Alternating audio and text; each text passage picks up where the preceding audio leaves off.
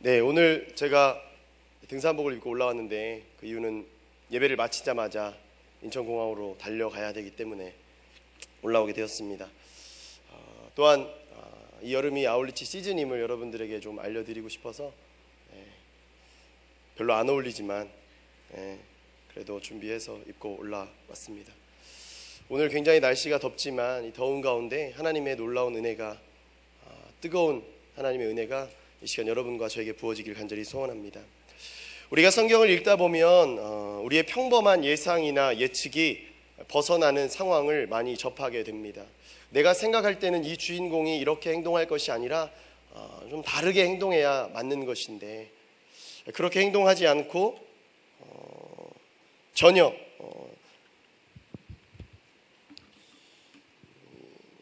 우리가 예상한 것과 다르게 행동을 하게 될 때 우리는 좀 당황하게 되는 것이죠.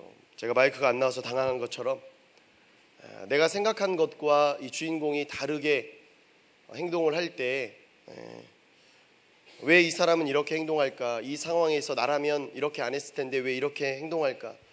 내가 생각한 것과 예측한 것과는 전혀 다르게 행동하는 성경의 인물들을 종종 보게 됩니다. 근데 오늘 말씀에서 특별히 오늘 말씀의 주인공은 요나인데 요나서의 주인공은 요나입니다. 그런데 요나서 1장에서부터 시작할 때도 요나는 전혀 우리가 예상한 것과 다르게 행동하는 것을 본다라는 것이죠. 제가 지난주에도 말씀드렸지만 요나는 여로보암 2세 때 이스라엘 왕국에서 이스라엘에서 이렇게 이스라엘의 회복을 예언했던, 그리고 그가 예언한 것들이 이루어져서 정말 이스라엘이 회복되었던, 국권이 회복되었던 역사를 우리가 성경을 통해서 알 수가 있습니다.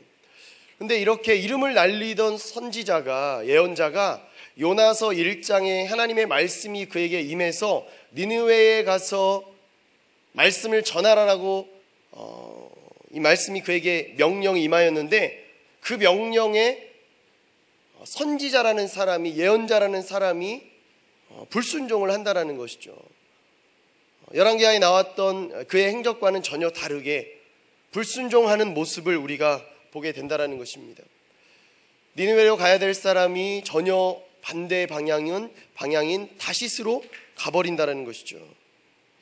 아마 이 선지자라는 직분을 우리가 알고 있는데, 그리고 이 사람이 그리고 기존에 해오던 모습이 있는데 그가 전혀 반대 방향으로 가는 것을 보고 하나님의 명령에 불순종하는 모습을 보았을 때 우리는 우리가 예측한 것과 예상한 것과는 전혀 다른 모습을 그가 행하는 것을 알게 됩니다. 그런데 참 희한한 것은 이 정도 요나가 불순종하고 하나님께서 말씀하시는 것을 듣지 않았을 때 아마 하나님께서는 이 요나의 삶에, 인생에 벌을 주었어야 될 텐데 요나는 벌을 받지 않는다라는 것이죠. 심판을 받지 않는다라는 것입니다. 1장에서 그가 다시스로 달려갈 때, 배에 올라탔을 때 하나님께서는 이 사람을 내버려 두는 것처럼 보인다는 것이죠.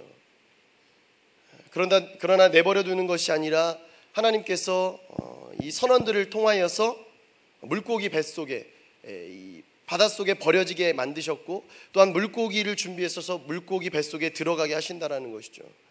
사실 이 물고기 뱃속에 들어간다는 것도 바다에 버려졌으면 그냥 익사해서 죽어야 되는 것인데 물고기 뱃속에 들어간다는 것도 우리의 상상을, 예상을 벗어나는 행동인데 죽었어야 되는, 이 물고기 뱃속에 들어가서 죽었어야 되는 이 요나가 죽지 않고 물고기 뱃속에서 3일 동안 살아남는다는 것도 굉장히 특이하고 재미있는 일이라는 것이죠. 2장에서도 역시 우리가 예측하기 어려운 일들이 벌어지는 거예요. 뱃속에 들어가서 회개하고 구원을 하는, 기도하는 요나의 모습을 우리가 보게 되는데 하나님께서는 회개하고 기도하는 요나에게 구원을 허락해 주신다는 것이죠. 큰 물고기의 명령에서 육지에 토해내서 그가 다시금 살아나서 니느웨로 갈 수 있게끔 하셨다는 것이죠. 그가 소화된 것이 아니라 물고기 뱃속에 있다가 내쳐짐을 통해서, 토해냄을 통해서 육지로 벗어나게 되었고 육지에서 이제 니느웨로 돌아가는, 그래서 3일 동안 복음을 전하라고 이야기를 한다라는 것이죠. 특별히 오늘 3장의 본문에 보면 우리가 예측하기 어려운, 예상할 수 없는 일들, 평소에 우리의 생각대로 하면 예상하기 어려운 일들이 벌어지는 것을 보게 됩니다. 우리 1절과 2절의 말씀 우리 한번 같이 봅시다. 1절과 2절의 말씀 시작.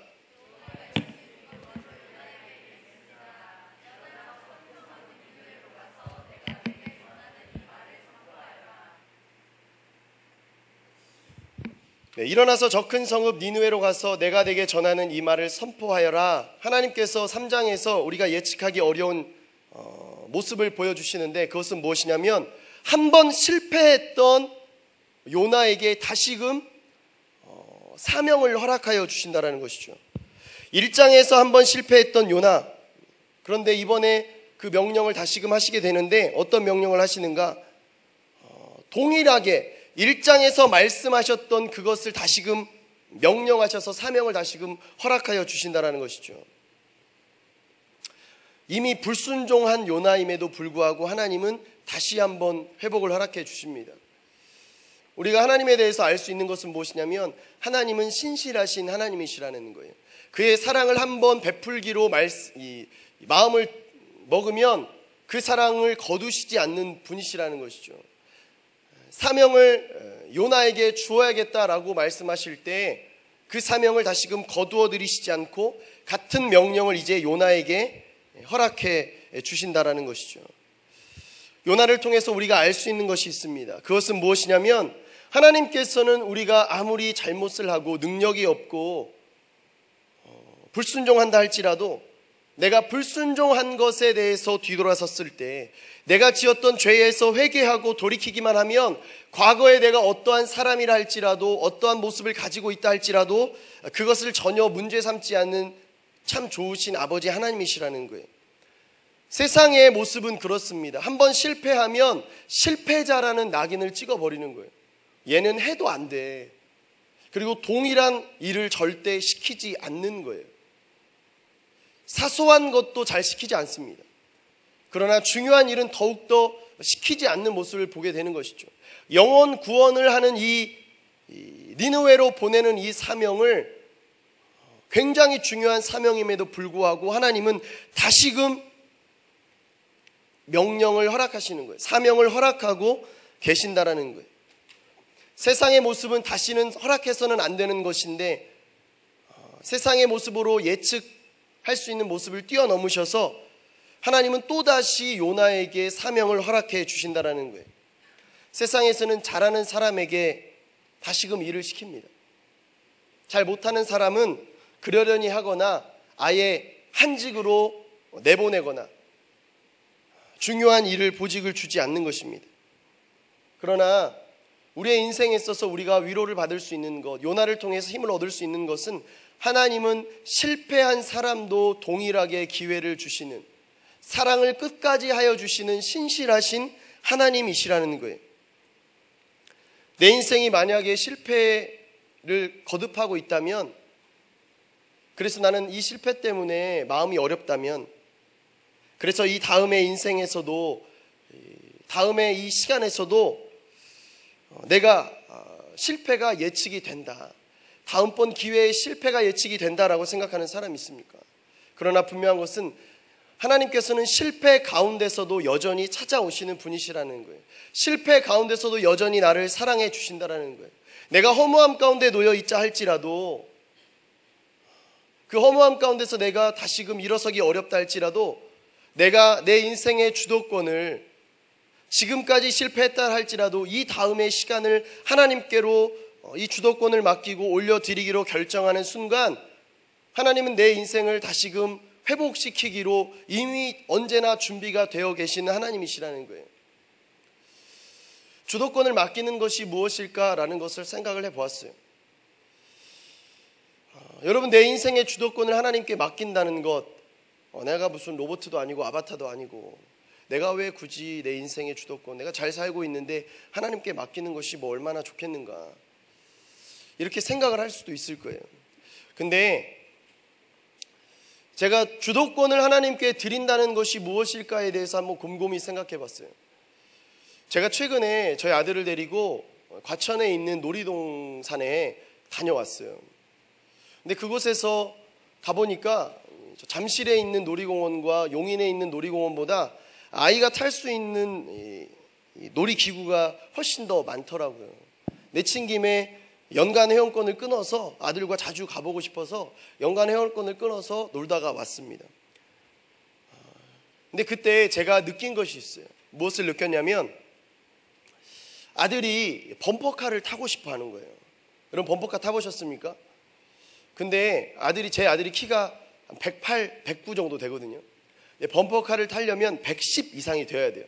그리고 130이 되지 않으면 혼자는 못 타더라고요. 부모가 같이 타줘야 돼요.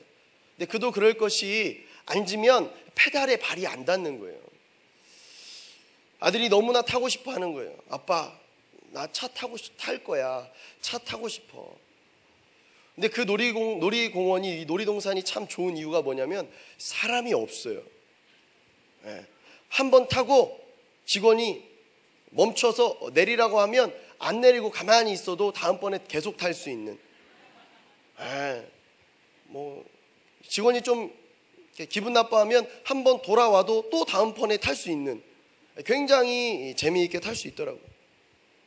제 아들과 함께 많이 탄 거는 한 번에 8번씩 타고 범퍼카는 4번 정도를 탔어요. 한 번에. 아들이 범퍼카를 너무 좋아하니까 아버지로서 계속 태울 수밖에 없는 거죠. 근데 아들을 혼자 태울 수가 없으니까 제가 덥고 짜증나고 타기 싫은데 같이 타는 거예요. 내 인생의 주도권에 대해서 제가 말씀을 드리는데 왜 이것을 이야기하냐면 제 아들이 그렇게 작아도요 핸들을 잡고 싶어 하는 거예요. 핸들을 딱 잡고 싶어 하는 거예요. 아버지로서 제가 제 아들에게 핸들을 잡는 운전석을 허락해 주었어요. 그리고 저는 그 옆자리에 타게 됐어요. 여러분, 이 차가 움직일까요? 움직이지 않을까요? 안 움직이는 거예요. 왜? 페달을 못 밟으니까. 아들이 아무리 이걸 돌려도 움직이지 않으니까 짜증이 막 나기 시작한 거예요. 제가 제 아들 대신에 페달을 밟아 주었어요. 페달을 밟으니까 차가 움직이기 시작하는 거예요. 지가 가고 싶은 대로 막 가니까 너무나 기분 좋아하더라고요. 근데 아무리 기분이 좋고 지가 가고 싶은 대로 간다 할지라도요, 이 범퍼카의 주도권은 제가 가지고 있더라고요. 왜냐하면 너무 세게 부딪힐 것 같으면 페달을 제가 떼는 거예요. 그리고 이제 가야 될 때가 되면 다시 페달을 밟고 있는 저를 보게 되었어요. 아들이 페달을 자기가 밟고 싶다라고 얘기하는 거예요. 제가 줬겠습니까? 주지 않았겠습니까? 저는 좋은 아빠예요. 주었어요. 근데 한 1초 정도 움직이고 움직이지 않는 거예요. 왜냐하면 발이 짧으니까. 움직이지 않을 때 제가 이야기했어요. 아빠가 페달을 밟을 테니까 너는 핸들만 조종해라. 여러분, 우리가 인생을 살 때 사실은 내가 내 인생의 주도권을 쥐고 있다고 생각할 때가 있어요. 내가 하고 싶은 대로 하고 있다라고 생각될 때가 있어요. 그렇지만 제가 살아보니까, 제가 아들을 키워보니까요, 결정적인 순간에 결정적인 주도권은 하나님께 놓여 있을 때 내 인생이 안전하더라는 것이죠.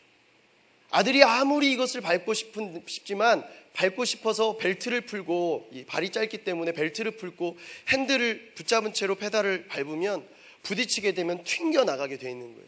그걸 알기 때문에 제가 페달은 제가 밟고 핸들은 아들에게 주었어요. 아들은 자기가 이 범퍼카의 주인처럼 행동하지만 사실은 아버지에게 페달을 맡길 때 자기가 안전하다라는 것을 사실은 모르고 있지만 언젠가는 알게 되겠죠. 여러분, 내 인생도 그런 거예요. 우리의 인생도 그런 거예요. 지금은 내가 가고 싶은 곳으로 가고 있는 것처럼 보이고 내가 하고 싶은 것을 해야 되는 것처럼 보이지만 내 인생의 결정적인 주도권이 하나님께 놓여 있을 때 우리의 인생은 안전하다라는 거예요. 때로는 내가 가고 싶어도 가지 못하고 멈추고 싶어도 멈출 수 없어 보이지만, 그러나 이 범퍼카의 페달을 아버지께 드릴 때 내 인생이 안전한 거예요. 이 놀이가 이루어질 수 있다라는 것입니다. 여러분, 우리의 인생의 주도권 내가 붙잡으면 재미있을 것 같고 내가 들고 있으면 편할 것처럼 보이고 자유로울 것 같아 보이지만 분명한 것은 지금 당장 내가 모른다 할지라도 하나님께 올려 드릴 때 그로 인해서 내 인생은 안전하다라는 것입니다. 때로는 내 인생이 실패했어도 괜찮아요. 실패하고 있어도 괜찮습니다. 실패하고 있어도 이 요나의 인생이 하나님께 올려드릴 때, 하나님께 돌아서기 시작할 때 그 인생이 다시금 회복되고 살아나기 시작한다라는 것입니다. 요나처럼 불순종했지만 또 하나님의 말씀, 예수님의 말씀대로 살지 않았지만 하나님께서 끝까지 그를 사랑하시고 돌이킨 사람이 성경에 한 사람이 나옵니다. 그 사람이 누구냐면 바로 요한복음 21장 15절에서 19절에 등장하는 베드로입니다. 너무나 잘 아는 말씀이죠. 예수님께서 다시금 삶의 자리로 돌아가 버렸던 제자들에게 찾아가서, 특별히 베드로에게 찾아가서 물고기를 잡지 못하고 있는 베드로에게 찾아가서 말씀하시는 거예요. 묻는 거예요. 요한의 아들 시몬아, 네가 나를 다른 사람보다 더 사랑하느냐. 얼마나 사실은 이 베드로가 마음이 어려웠을까요? 예수님을 부인했습니다. 수제자라는 어떤 그것을 지키기 위해서였는지 모르겠지만 제사장의 관저에 같이 따라 들어갔었는데 누가복음에 보면 예수님이 이리저리 끌려다닐 때 예수님과 눈이 마주쳤다라고 기록이 되어져 있어요. 예수님이 뒤돌아봤을 때 눈이 마주칠 정도로 따라다녔음에도 불구하고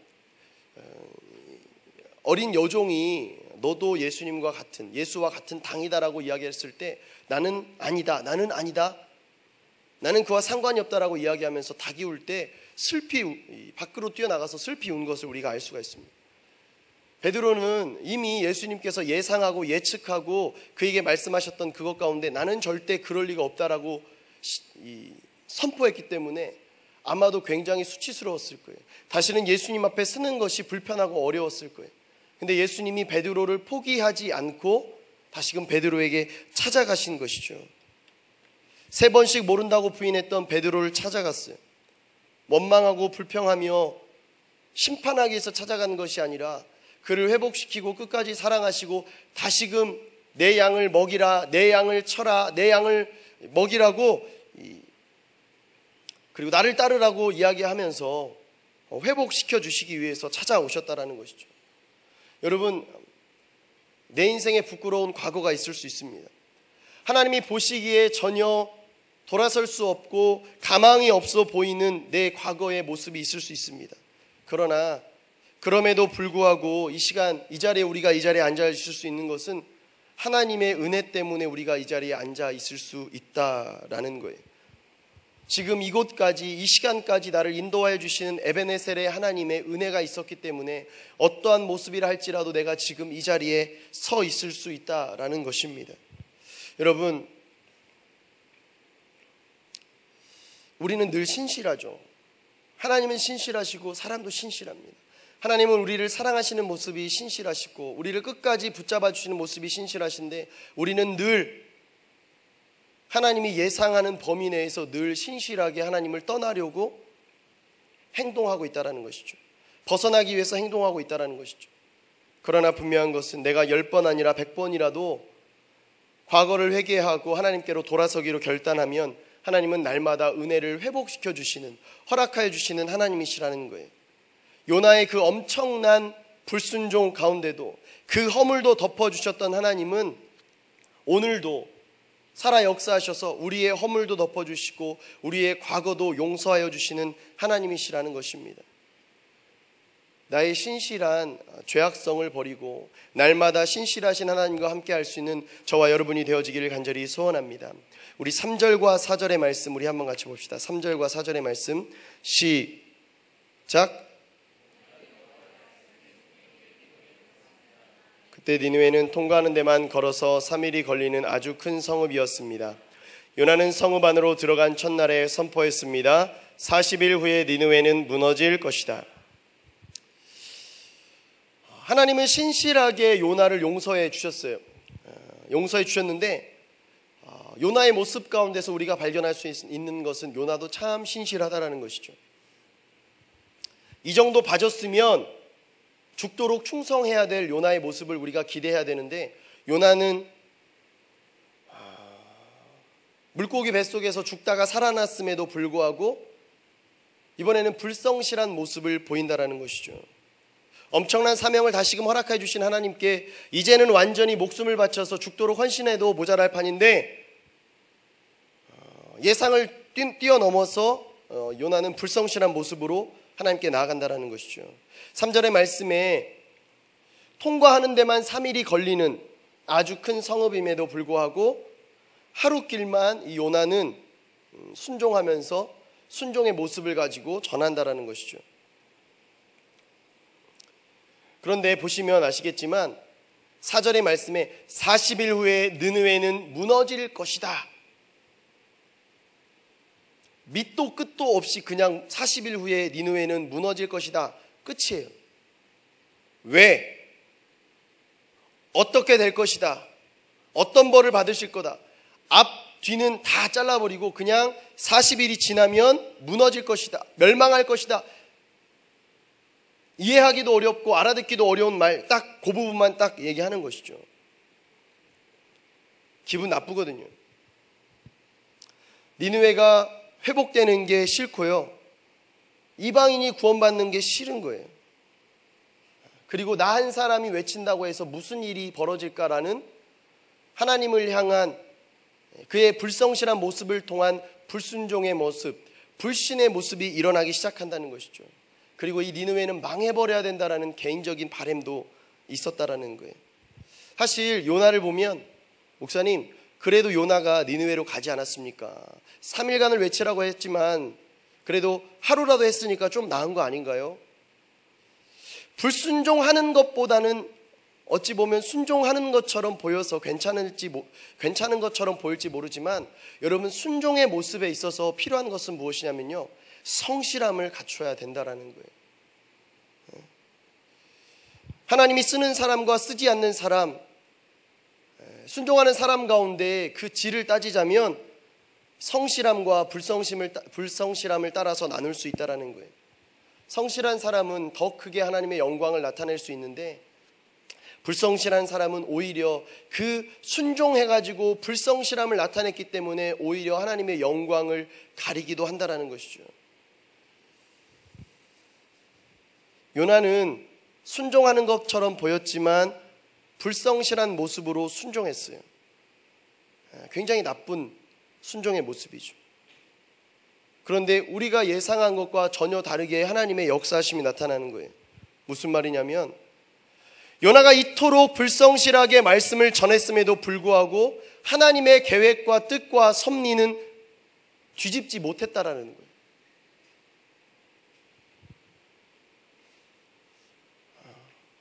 때로는 내가 하는 것처럼 보일 때가 있어요. 나만 할 수 있는 것처럼 보일 때가 있습니다. 그리고 내가 하지 않으면 하나님이 일하시지 않을 것처럼 보일 때가 있어요. 그것은 내 예상이고 내 예측이고 내 생각일 뿐이라는 거예요. 여러분, 내 생각 때문에, 내 예측 때문에, 내 예상과 내 상상 때문에 불성실함으로 하나님께서 나에게 맡겨주신 것을 불순종하고 있진 않습니까? 대충 마감하고 대충 진행하면서 불성실한 모습으로 순종하고 있진 않습니까? 3일길의 니느웨를 하루만 외쳐놓고 나는 할 일을 다 했다, 하나님이 명령하신 것을 다 행하였다 라고 혹시 말하고 있진 않습니까? 순종의 모습은 다른 것이 아닙니다. 하나님께서 말씀하신 대로, 하나님께서 기대하시는 대로, 하나님께서 우리에게 요청하신 대로 그것을 그 모습 그대로 이루어 드리는 것이 순종의 모습이라는 것입니다. 5절부터 10절까지 말씀이 있는데 시간이 많이 가서 제가 읽어드리겠습니다. 니느웨 사람들은 하나님을 믿었습니다. 그들은 금식을 선포하고 가장 높은 사람부터 가장 낮은 사람에 이르기까지 굵은 베옷을 입었습니다. 이 소식이 느니웨 왕에게 알려지자 그는 왕자에서 일어나 왕의 옷을 벗고 굵은 베옷을 두른 뒤 잿더미 위에 주저앉았습니다. 그러고는 니느웨 온 지역에 선포했습니다. 왕과 왕의 대신들의 이름으로 법령을 내리니 사람이든 짐승이든 소든 양이든 어느 누구도 아무것도 입에 대지 말라. 아무것도 먹지도 말고 마시지도 말라. 오직 사람이든 짐승이든 굵은 베옷을 두르고 하나님께 부르짖으라. 각자가 자기의 악한 행동과 난폭함을 회개해야 한다. 누가 알겠느냐? 하나님께서 마음을 바꾸셔서 자비하심으로 그분의 무서운 진노를 누그러뜨리셔서 우리가 멸망하지 않을지 모른다. 하나님께서 그들이 그 악한 길에서 돌이킨 행위를 보셨을 때 마음을 누그러뜨리시고 그들에게 내리실 거라고 말씀하신 재앙을 내리지 않으셨습니다. 예측하기 어려운 부분에 있어서 마지막 우리가 예측하기 어려운 내용은 무엇이냐면요, 이 니느웨가 회개했다라는 거예요. 그냥 우리는 늘 요나서를 읽었기 때문에 이 니느웨 성이 회개한 것이 당연한 것처럼 여겨질지 모르겠지만 사실 요나도 예상하지 못한 사실이에요. 왜냐하면 40일 동안 40일이 지나면 이 성이 무너진다라는 그 내용밖에 전하지 않았어요.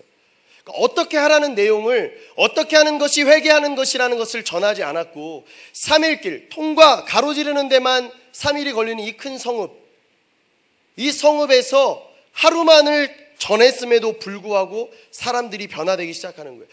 니느웨 사람들이 하나님을 믿기 시작하는 거예요. 금식을 선포하기 시작하는 거예요. 남녀노소를 막론하고 굵은 베옷을 입고 막 회개하기 시작하는 거예요. 왕궁에서 왕에게까지 이 소리가 들려서 왕도 보좌에서 내려와서 굵은 베옷을 입고 회개하는 모습을 갖추었다는 것이죠. 사실 여러분, 우리는 성경으로 읽었으니까 그러려니 하겠지만 요나도 사실 깜짝 놀랐을, 요나도 기대하지 못했을 어떤 그러한 모습이라는 거예요. 생각해 보십시오.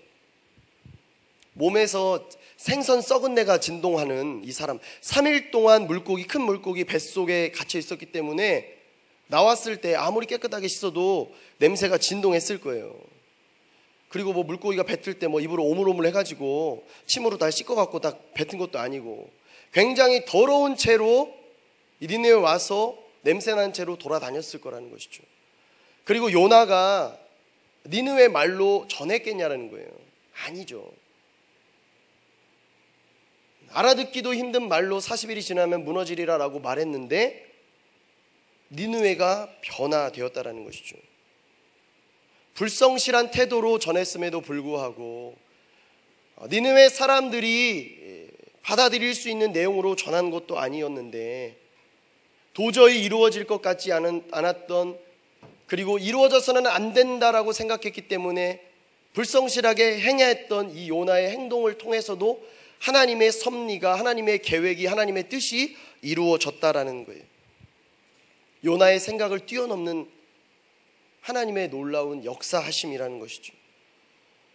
아울리치를 가고 단기 선교를 가고 삶의 자리에서 내가 복음을 전하는 것, 예수를 믿으라고 한마디 전하는 것이 얼마나 힘이 있겠느냐라고 생각하는 사람이 있을 수 있습니다.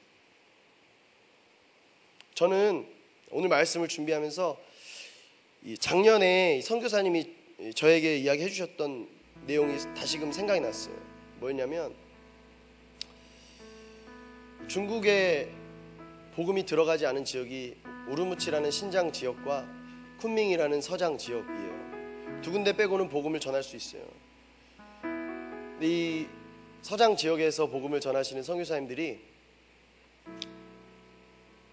아무도 관심이 없는 지역에 와서 같이 땅밟기를 해줘서 감사하다고, 고산까지 올라가서 같이 그곳에서 예배하고 찬양을 불러주시고 기도해 주시고 말씀을 전해주셔서 너무 감사하다고 그 이야기를 하는 거예요.